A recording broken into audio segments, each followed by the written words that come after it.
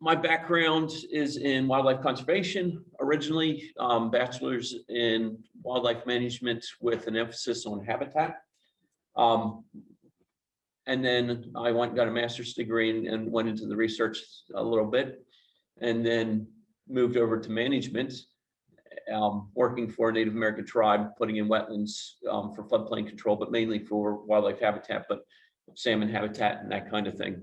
When I came to New Zealand 11 years ago, I was like, okay, expecting nice green, lush, and all of a sudden comes and learned that, I thought at the US we had some issues with wetlands, and there's a crisis around wetlands in the US, but we only have a 54 to 57% loss of wetlands in the US.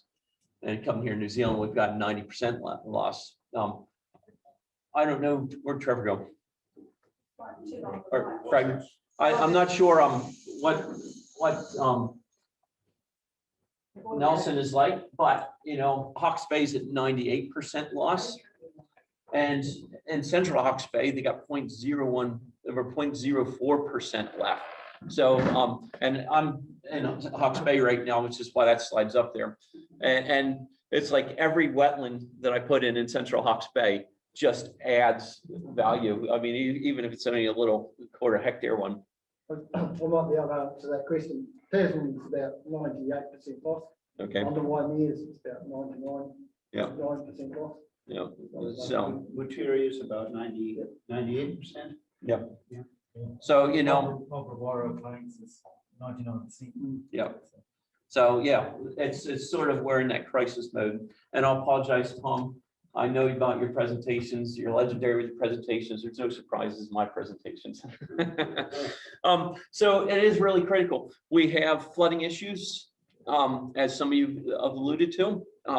And part of this, my wetland projects in the States was dealing with flooding, along with habitat with salmon and that kind of thing. So it was a multi-approach to things.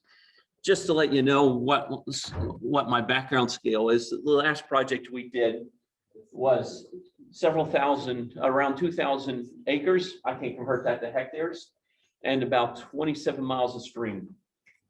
Okay, our sediment trap for this project right here is bigger than most wetlands that I put in New Zealand. $2.4 million, and 15 different organizations were involved in that project. We had geomorphologists and everything else, reconnecting streams, wetlands, and that kind of thing. I'd love to do a project like this in New Zealand, but I don't think it's going to happen. We managed about 27,000 acres of wetland in an area that's probably the size of Nelson, maybe smaller than Nelson itself, the city. Okay, just there's a lot of confusion around terminology, and I just want to throw some terminology around. Restoration is taking a wetland that's degraded and putting it back into a formal state. We can never go back to what it was prehistoric, because we've got water flows and changes in hydrology. We got global warming, that kind of thing. But to me, that a restoration is around putting it back the ecological function of it, not necessarily putting it back to what it was pre-European or that kind of thing. It's around that ecological function. Creation is putting a wetland where no wetland existed before. So, a lot of our and I'll have a chat about that, because we can put wetlands just about anywhere. Enhancement is an interesting one. Enhancement I usually put is around, we call, a lot of times we say wetland restoration, we plant a lot of plants around it. That's not restoration to me. Restoration is the hydrology, the plant life, the animal life, and that kind of thing. Planting around your wetlands is more as an enhancement activity, because it's just adding to a function of that wetlands. And then last is constructed wetland, and that's where we treat effluent and those kind of things. They're multi-celled wetlands that are specific purposes for treating water. And so I'm not a big fan of constructed wetlands. This is one that I was help managing a project on that we just finished. Trevor will be pretty familiar with these diagrams. This is a NEWA designed one. To me, they're ugly. You know, they work, they do their job, but this was in a wet area, and it'd been nice to just restore that wetland to it, and we would have had better function out, biodiversity functions and that kind of thing. They got their place though. Constructed wetlands have their places, and but yeah, that's a hectare and costs $360,000. So when you do constructed wetlands, they're not cheap. Where restoring those wetlands that were there historically are more cost effective, and we might not have big ones, but we restore those across the landscape. We actually probably have those, we'll have those water quality improving properties of those wetlands, plus the biodiversity, plus the, yeah, it is. I'm not sure why it's doing it, but wetland restoration is a multidisciplinary aspect. You got to have a little bit of soils background, hydrology background, and those kind of things. So today, basically what I'm going to do is try to give you a little bit of background in each, that all of you guys will have a little bit of knowledge to actually go out and build a wetland yourself. This morning is going to be a lot of theory and that kind of thing. This afternoon, we'll go out and meet with the diggers. We'll have a little bit of a chat about what they're going to do. We'll pull up, do some soil sampling on that, and you guys will help design the wetlands that we're gonna work on tomorrow. So just give you that hands-on stuff. So bear with me. I can drone on for a while and that kind of thing. But you know, hopefully by the end of these 2 days, you'll have a little bit of things of confidence to deal with these things. When we're looking at restoration, you got to make sure that you have a good set of goals that are defined and realistic. You can say, hey, we're going to restore 1,000 hectares in the Mochiweka, but yeah, but we're not yeah, just you got to weigh cost and that kind of thing. So yeah, just put realistic goals into it. And it requires a lot of coordination with digger operators and planning and that kind of thing. Most of your wetland work usually is done in the summertime, the dry times of the month. We're running a little late in the year for this one. This is going to be a little bit wet, so it makes it a little bit harder. And you know, long-term monitoring. When I do any wetland work, I got a camera with me 24/7. I got a camera with me. I photograph everything. I got thousands of photographs.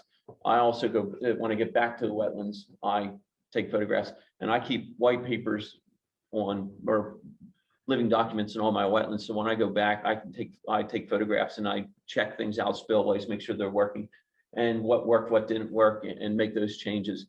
It's sort of an adaptive management sometimes, because you move into areas like when I'm looking at the wetlands here with Craig the last couple of days, I'm in Hawke's Bay. We don't get the rainfall you guys get here. So when we talk about how to design spillways, I can rely on that local knowledge, and we've got to adjust things a little bit. Real quick, reference wetlands. This is a tough one for me in Hawke's Bay, because you know, in the States, we'd always go to a reference wetland that wasn't impacted, that's in pristine condition, and we use that as our guide for wetland restoration. When you've lost 98% of your wetlands, especially the lowland ones in the farming areas and that kind of thing, we have no reference wetlands, or if we do, they're degraded. So it's a little bit hard to do, but it's really good to have a few wetlands around, especially around plantings. And every region council has a wetland planting guide, and they're frustrating to me, because I think one guy was made and everybody else stole everything off of it. And the list of plants is like 6 to 12 plants long. And it's like every wetland is going to have the same planting plan. So we're not doing that biodiversity. We're not planting, you know, like when we do sedges, it's just Carex secta and Carex frugata and giant umbrella sedge, but we don't, there's, I don't know, 50 or 60 other sedges that we could be planting. So it's really cool to look at wetlands and what plants are abundant. But it's also interesting is some of the balmias and that kind of thing are actually quite rare. So when we're doing wetland restoration, there are places to put some of these rare plants that and establish them. One of the frustrating things about that is that sometimes we don't know what conditions those rare plants grow in. We have a reference wetlands in the area that we would be able to look at. We have over 3,000 wetlands on our database for the whole of Tasman district. So we've got lots in Golden Bay. It just depends on what catchment you're in as to whether, or sub-catchment of the Ducky, for example, in your case. So yeah, we would help you to in that process. Yeah. Good. Real quick, reference material. I'm a avid reader, so I've got a whole lot of books. To be honest with you, my Bible is Tom Bigbehauser's, who's I've done some training with. Tom is actually a really good. We brought him over here. Oh, it was about 7 years ago now to do workshops and lists, and I'm actually using his model for my workshops. Unfortunately, his book's hard to find now. Even Amazon doesn't have copies of it. I talked to him a couple weeks ago, and he's trying to get a new publisher to publish some more of them. It's a very hands-on thing. The Wetland Restoration Handbook for New Zealand Freshwater Systems. It's a good reference book, but it doesn't go into the actually a lot of detail on how to restore hydrology and that kind of thing. I'm a little disappointed in it. If you're really interested in theory and mixing theory and practices, Creating and Restoring Wetlands by Christopher Croft is really good if you wanted to read some scientific stuff. But Tom Bigbehauser's is an excellent book. I am attempting to replicate his style book for here. If I could just get some time and some funding. Interesting. I do. Nick Romanowski's books are quite interesting. I don't always agree with him, but he's an Australian. But when it comes to plant stuff, his books are really good. And a lot of our sedges and rushes are very similar sedges and rushes that they have in Australia. So I use his book a lot to around it. If you're into propagating plants, his Planting Wetlands and Dams is a really good book for propagating because he goes through the different families and genuses and you know, how do we propagate these and that kind of thing. He's a wetland plant propagator in Australia. So he has a lot of good reference material there. That's really good. Next one. There's another book that's recently come out called Te Mana o Te Repo. Oh, yeah, I forgot about that. Yeah, so it's a cooperation between iwi and mana whenua, sorry, the Landcare research, and that's has a lot of stories about cultural connections with iwi and wetlands, but also restoration examples, and where they've tried to get to not use herbicides, for example, for controlling willow in wetlands, and doing it with and without. So that's useful. Yeah. There's also one that was put out by the Department of Conservation with Ball way back. It's called Wetland Management. It's a hard one to find. It was done in 1992 or 93. I found a copy that was all weathered and stained and stuff, and I made a PDF of it because it's a really hard one to find, very practical one, but very limited. Just a little bit of a plug. The National Wetland Trust of New Zealand is a good reference, or they have their biannual meetings, restoration symposiums, good place to actually meet other people doing the work. The Society of Wetland Scientists have a few webinars every once in a while and some documents in there that are really good. I'm still a member of the Association of State Wetland Managers because those are the guys that are actually doing the work, and they have regular webinars and stuff that with some really good talking. Right now, they've been having a series of talks around use of LiDAR and that kind of thing for restoring wetlands. It's very fascinating, and also use of LiDAR to identify wetlands and historic wetlands, which is really fascinating. Although its technology is way beyond me. I've got to, and there's some drone stuff coming in too. But yeah. So that's a little bit about me and a little about wetland restoration and construction and where we're going to go for today. Today we're going to mostly focus on restoration, but the techniques we use for restoration, we use for construction. So you can just take those basic techniques over and put them into things.